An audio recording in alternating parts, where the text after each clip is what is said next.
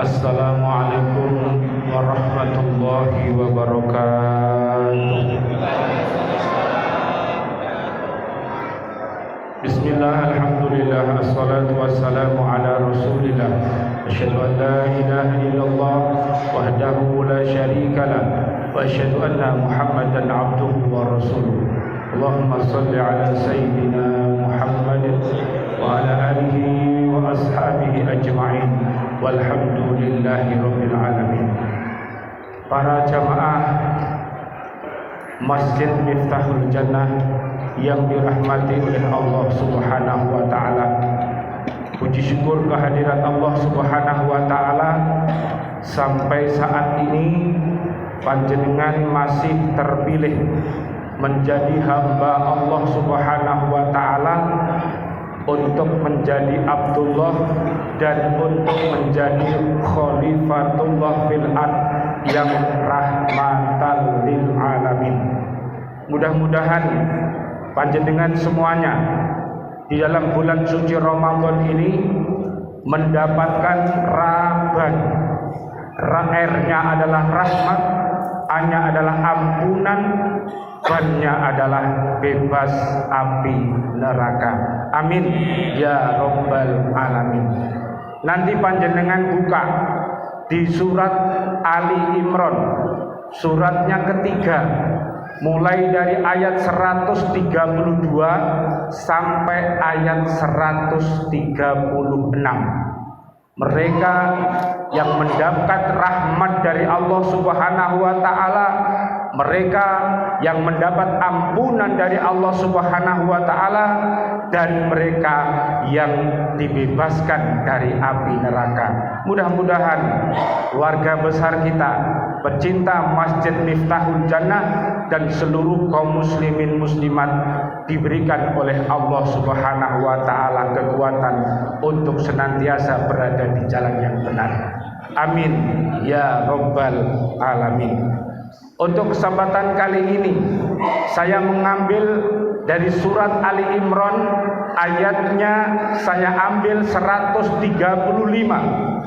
Allah Subhanahu wa taala berfirman, "Walladzina idza fa'alu fahishatan aw dhalamu anfusahum dzakarullaha fastaghfaru lidunubihim wa may yaghfirud dunuba illallah wa lam yusirru ala ma fa'alu wa hum ya'lamun." Dan juga orang-orang yang apabila mengerjakan perbuatan keji atau menganiaya diri, mereka ingat akan Allah lalu memohon ampun terhadap dosa-dosa mereka. Dan siapa lagi yang dapat mengampuni dosa selain daripada Allah, dan mereka tidak meneruskan perbuatan kejinya itu sedang mereka mengetahui.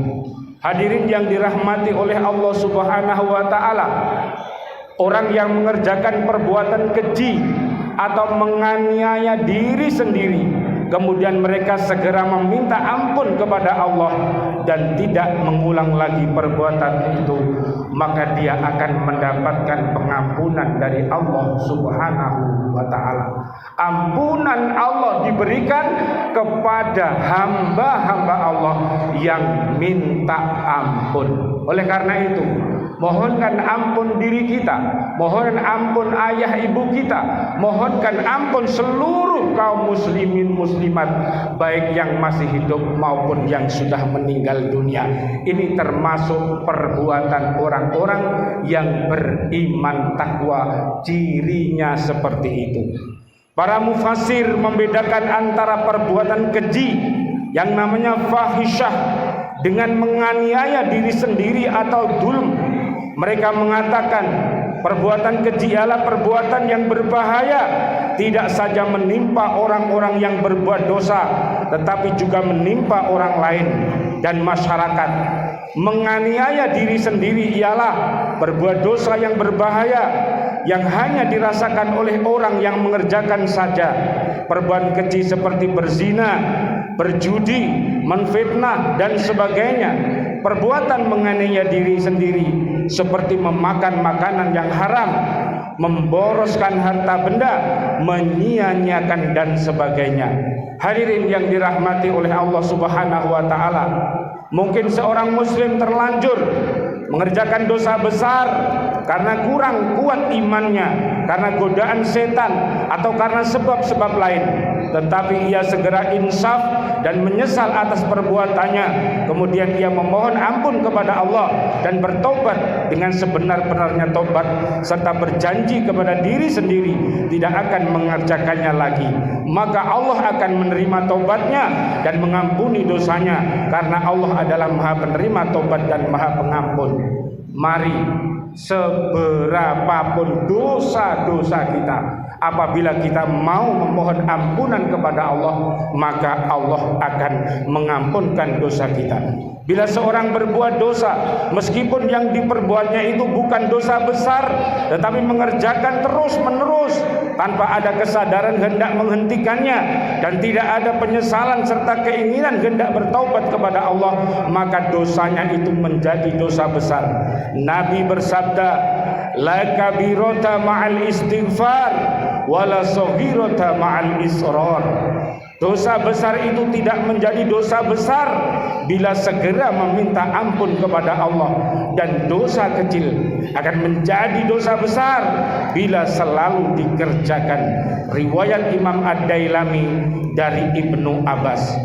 Meminta ampun kepada Allah bukan sekedar mengucapkan kalimat aku memohon ampun kepada Allah, tetapi harus disertai dengan penyesalan serta janji kepada diri sendiri tidak akan mengerjakan dosa itu.